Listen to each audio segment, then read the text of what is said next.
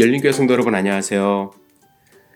이 시간에 우리가 함께 나눌 동영상 강의는 구약 이야기 8번째 시간입니다. 오늘은 우리가 이제 창세기 11장에 나오는 바벨탑 이야기를 함께 나누고자 합니다. 창세기 11장은 이렇게 시작을 합니다. 온 땅에 언어가 하나요 말이 하나였더라. 이에 그들이 동방으로 옮기다가 신할 평지를 만나 거기 거류하며 이렇게 시작을 합니다. 이제 바벨탑이 이제 세워지는 곳이 바로 이제 신할 평지라고 이제 말씀을 하시는데, 그럼 신할 평지는 어디인가? 메소포타미아 남부 지방으로 알려져 있습니다. 여러분 과거의 역사 시간에 다 배우셨을 텐데, 메소포타미아 지방은 인류 문명의 발상지로 알려져 있습니다. 유프라테스하고 티그리스 강 사이에 있는 넓은 평원을 이제 말을 하고, 여기에 문명의 이제 요람이 되었다고 이야기를 합니다. 특히 신할 평지는 메소포타미아의 그 남부 지방으로서 참 사람들이 살기 좋고 이제 그 풍요로운 그러한 땅이었다고 이야기를 합니다. 아마도 이곳엔 이제 풍부한 자원이 있었고 또 살기 좋은 곳이기 때문에 사람들이 자연적으로 이제 모여들었고, 그리고 사람들이 이곳에서 바벨탑을 쌓기 시작한 것입니다. 성경을 읽다 보면 참 재밌는 장면이 신할에 관련돼서 나오는데, 여러분들 어디에 나오는지 아십니까? 여호수아가 여리고성을 정복할 때 나옵니다. 여리고성을 정복했을 때 아간이라는 사람이 여리고성에서 나온 모든 물품은, 전리품은 하나님께 드려야 하는 그 규칙을 어기고 자기 그 텐트 집 그 밑에다가 이제 숨기죠. 거기서 숨긴 물건 가운데 하나가 신할에서 제작된, 신할에서 가지고 온 그 외투가 하나가 이제 발견이 됩니다. 저는 그래서 이 신할이 도대체 어떤 곳이기에 그 당시에 사람들이 거기서 만든 옷을 그렇게 귀하게 여겼을까라는 생각을 해보면은 여기에 이제 나오는 것이죠.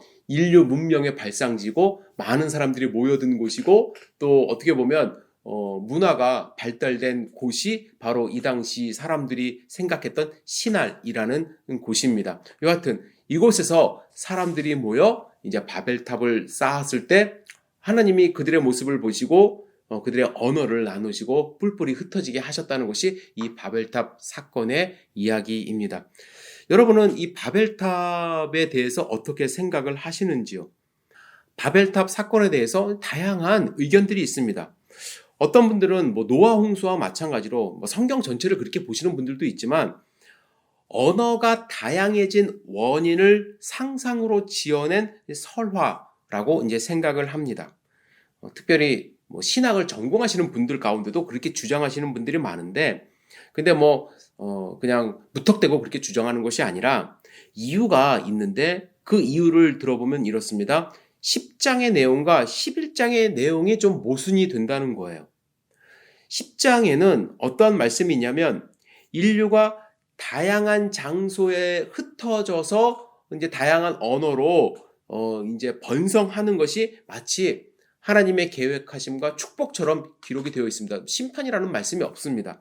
그런데 갑자기 11장 바벨탑 사건은 하나님의 진노와 심판으로 이제 언어가 나누어지고 흩어지게 된 것처럼 이제 묘사가 되어 있습니다. 그래서 11장과 10장이 서로 모순이 되어 있기 때문에, 그리고 역사적인 사건으로 이제 언어가 나는 것을 기록을 하려면 11장이 먼저 나와야 이제 그 순서가 맞는데, 11장이 뒤에 나오는 걸로 봐서는 나중에 창세기를 편집한 사람이 이러한 설화를 어디선가 가져다가 이제 11장에다가 이제 기록을 했다, 끼워 넣었다, 이렇게 주장을 하는 것이죠. 그래서 이것은 사실이 아니라 그 당시 고대 근동 지방에 떠돌아다니던 어떠한 설화 중에 일부분이었다라고 이제 주장을 합니다.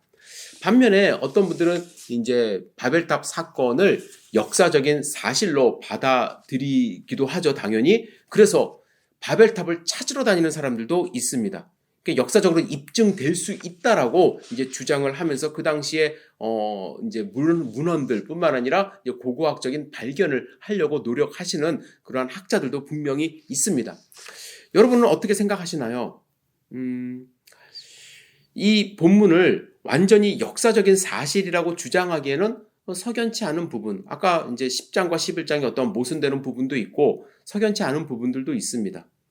하지만 역사적인 사실이 또 아니라고 말하기에는 이 내용 자체가 인간의 본성을 담고 있기 때문에 저는 완전한 소설이라고 지어낸 이야기라고 생각되지 않습니다.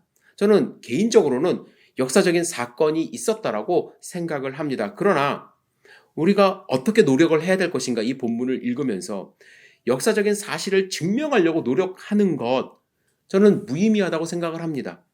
따라서 이 바벨탑 사건이 역사적인지 혹은 신화인지를 논쟁하면서 우리의 힘을 소비하는 것보다 바벨탑 사건을 왜 하나님은 성경의 내용으로 우리에게 주셔서 하나님이 어떠한 의도를 보여주시고자 했는가, 하나님의 의도는 무엇인가를 발견하는 것이 중요하다고 저는 생각을 합니다.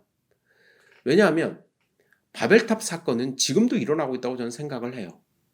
세계 곳곳에서, 아니 내 안에서조차 하늘에 닿으려고 하는 우리의 본성이 있고요. 또 내 이름을 알리고자 하는 본성이 드러나고 있습니다. 이러한 본성들이 모이면 바벨탑은 언제 어디서든 쌓을 수 있는 탑이라고 저는 생각을 하기 때문에 이 바벨탑 사건의 역사적인 사실을 증명하려고 노력하는 것보다 하나님이 이 바벨탑 사건을 통해서 우리에게 주시고자 하는 말씀이 무엇인지를 깨닫는 것이 훨씬 더 중요한 일이라고 생각을 합니다. 그러면 이 바벨탑 사건은 어떻게 해석이 되어져 왔는가? 여러분들은 어떻게 해석할 수 있는가에 대해서 잠시 생각을 해봤으면 좋겠습니다. 첫 번째, 전통적으로 이 바벨탑 사건은 우리 성도님들도 그렇게 생각하시는 분들이 많이 있는데 저도 그렇게 생각을 합니다. 어떻게 해석이 되어져 왔냐면 인간의 교만과 하나님의 심판 이야기로 해석이 되어져 왔습니다. 최초의 창세기 주석서로 불리는 주전 2세기 유대교 문서인 주빌리서는 바벨탑 이야기의 주제를 인간의 교만과 하나님의 심판으로 이해를 했습니다. 뿐만 아니라 기독교인 어거스틴도 바벨탑을 인간의 교만이 하늘에 닿는 탑을 쌓는 행위로 이제 해석을 했습니다. 저도 그 해석에 동의를 하는데 지금도 마찬가지죠. 사람들은요, 자기 이름을 높이고 누군가를 다스리기 위해서는 거대한 건축물을 지으려고 노력을 합니다. 역사적으로 그래왔습니다.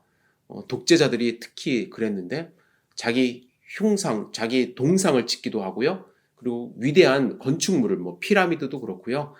헤롯 대왕도 그랬고, 지금도 돈 있는 사람들은 큰 건축물 누가 높이 쌓느냐, 그거에 대한 경쟁을 벌이죠. 인간의 본성이라고 생각을 합니다. 그래서 인간의 교만이 하늘에 닿는 탑을 쌓는 행위로 어거스틴도 해석을 했습니다. 뿐만 아니라 16세기 종교개혁자 칼빈과 루터도 바벨탑 이야기를 인간의 교만과 하나님의 심판이라는 차원에서 창세기 주석을 했습니다.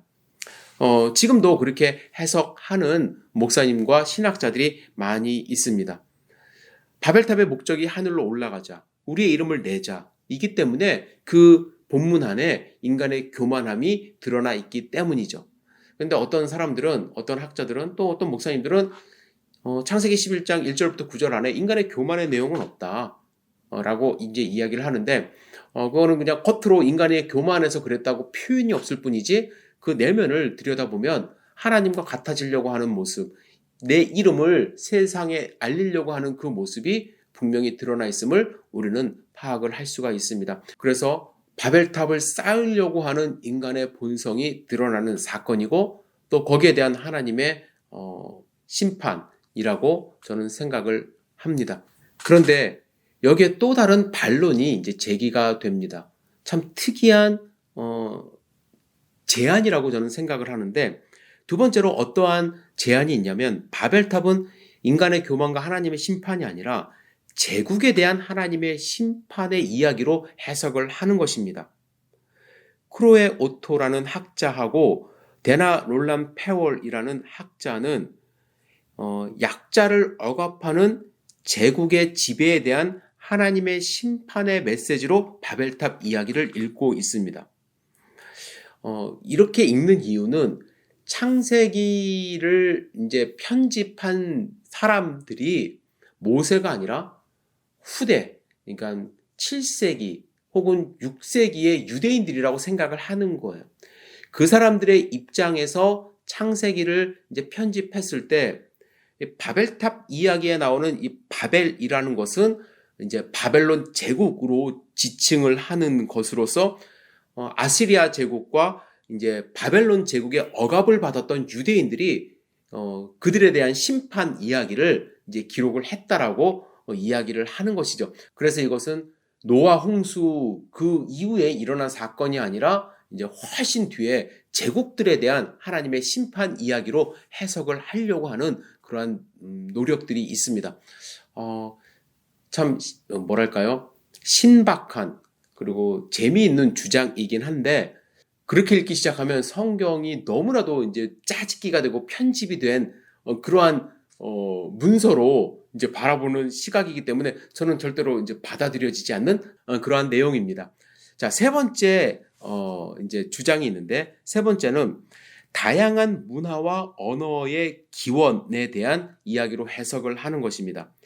버나드 앤더슨하고 테드 히버트라는 학자는 바벨탑 이야기의 주제는 인간의 교만과 하나님의 심판이 아니라 오히려 하나님의 축복이라고 주장을 하는 것입니다. 그들은 바벨탑 이야기는 다양한 문화의 성서적 기원을 보여주는 것으로 다양한 문화에 대한 하나님의 축복이라는 맥락에서 해석하고 있는 것이죠.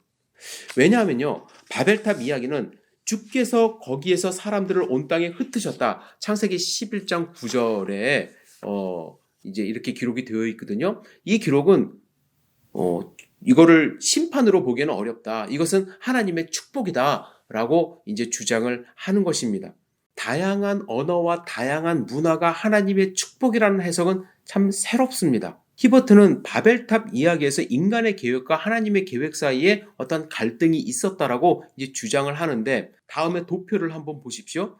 인간의 계획은 1절부터 4절까지 나옵니다. 인간은 오직 한 언어를 사용했고 한 장소에 정착했고 또 자기를 위한 빌딩을 건설을 합니다. 그러나 하나님의 계획은 무엇입니까? 다양한 언어를 사용하게 하시고 온 세상이 흩으시는 것이고 인간을 위한 빌딩 건설을 멈추는 것이 하나님의 계획이라는 거예요. 자, 히버트의 주장에 의하면 바벨 이야기는 한 언어를 사용하고 한 문화를 고집하는 인간과 다양한 언어, 다양한 문화를 이제 베풀고 흩으시고자 하는 하나님 사이의 갈등을 보여준다고 합니다. 이 갈등의 해결을 심판으로 보느냐 아니면 축복으로 보느냐가 이제 관건인데 히버트의 바벨탑 해석은 창세기 1장부터 11장을 하나님의 창조와 심판으로 읽어오는 이 전통적인 해석의 문제를 제기를 하는 것이죠. 히버트는 하나님의 심판은 창세기 9장에서 끝났다고 주장을 합니다.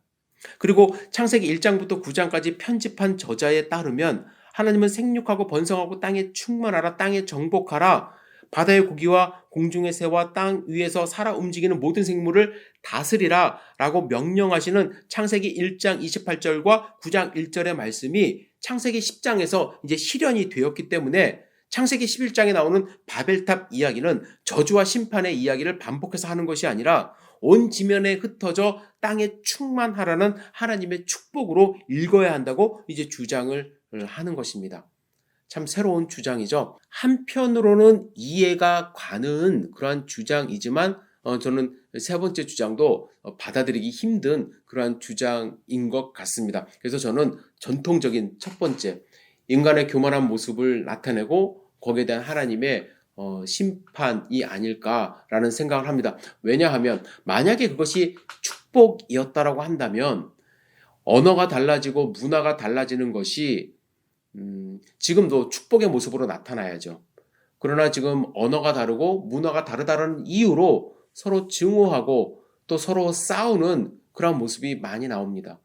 언어가 같고 문화가 같으면 한 민족으로 이해를 하면서 사람들이 그렇게는 뭉치지만 다른 사람들은 이제 적대시하는 그런 모습이 있기 때문에 그것이 축복인가? 라는 생각을 이제 하게 하는 것입니다. 저는 전통적인 해석 방법으로 바벨탑 사건을 읽습니다. 왜냐하면 구약은요, 끊임없이 인간의 죄성을 드러내는 그런 목적을 갖는 책입니다.